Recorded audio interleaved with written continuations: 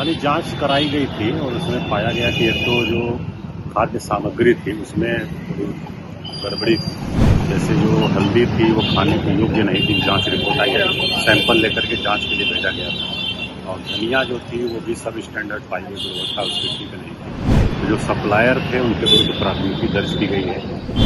पटना आश्रय गृह में 3 लड़की की जो मौत हुई थी उसको लेकर एक बड़ा कार्रवाई देखने को मिल रहा है। पटना के डीएम चंद्रशेखर के द्वारा बड़ा एक्शन लिया गया है और वहां की जो अधीक्षिका थी उन्हें निलंबित कर दिया गया, उनकी अनुपस्थिति पाई गई थी। इसके ऊपर क्या कुछ जानकारी दे रहे हैं और सभी के ऊपर एफआईआर भी दर्ज करने की बात कह रहे हैं। पटना के डीएम चंद्रशेखर क्या कुछ कहते नहीं जा रहा है इन मामलों को लेकर, पहले उनकी पूरी बातों को सुनिए।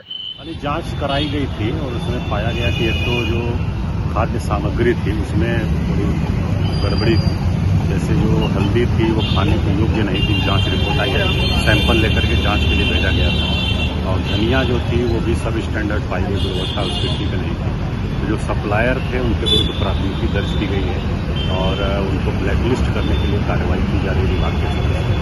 बाकी साफ सफाई की कमी पाई गई और देखभाल की कमी पाई गई। उसमें अधीक्षिका की लापरवाही पाई गई। वो थी भी नहीं 7 तारीख को से 7 और 8 2 दिन में डेथ हुई थी 2 महिलाओं की, और दोनों दिन वो अनुपस्थित थी वहाँ से अनधिकृत रूप से।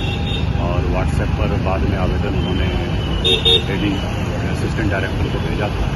तो वो उनके विरुद्ध कार्रवाई की अनुशंसा की गई थी। उनको तत्काल प्रभाव से निलंबित कर दिया गया है।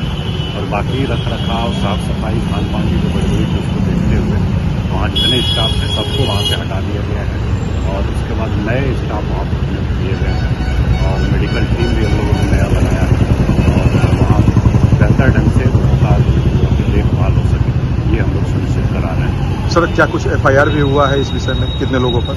नहीं, एफआईआर तो हुआ है। जो फूड अल्टरेशन में जो खाद्य पदार्थ था उसके साथ जो छेड़छाड़ की गई थी उसको उसके लिए प्राथमिकी दर्ज कराई गई है। और चूँकि डेथ हुई है तो अननेचुरल डेथ का भी एफआईआर दर्ज कराई गई है। उसमें पुलिस जांच करेगी अपने स्तर पर। बाकी प्रशासनिक दृष्टिकोण से जो जांच समिति गठित थी उसने जांच करके जो रिपोर्ट दिया है उसके आधार पर सख्त कार्रवाई की गई है। सर, बच्चियों की स्थिति अभी कितनी ठीक है, क्या है? अभी तो ठीक है और सिर्फ एक महिला है जो कि अभी उनकी स्थिति थोड़ी क्रिटिकल है, आईसीयू में है। बाकी जो थी वो ठीक हो गई हैं, लगभग अधिकांश आ गई हैं।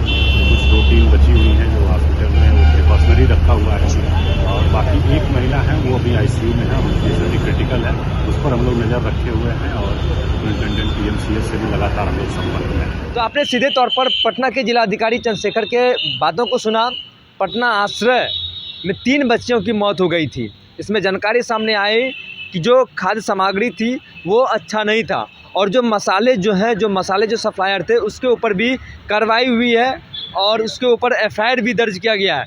और वहीं बताते चले आपको कि जो आश्रय गृह की जो अधीक्षिका थी उसे भी तत्काल निलंबित कर दिया गया है और 3 लोगों के ऊपर भी कार्रवाई की गई है। जो वहाँ के जो आश्रय गृह के जो लोग थे 3 लोगों के ऊपर भी कार्रवाई देखने को मिला है। 3 बच्चों की मौत हुई है और पीएमसीएच से जो वहाँ के जो अधीक्षक हैं उससे लगातार जिला प्रशासन संपर्क में है, उनसे बातचीत करने एक बड़ा कार्रवाई देखने को मिल रहा है। पटना आश्रय गृह में जो 3 बच्चों की जो मौत हुई थी उसको लेकर काफ़ी खबर सामने आई थी, लेकिन इस बीच एक बड़ी कार्रवाई देखने को मिली है। पटना के जिलाधिकारी चंद्रशेखर के द्वारा बड़ा एक्शन लिया गया है।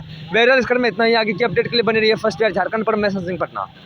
भारतीय जनता पार्टी का सदस्य बनने के लिए 8800002024 पर मिस्ड कॉल करें। निवेदक भारतीय जनता पार्टी बिहार।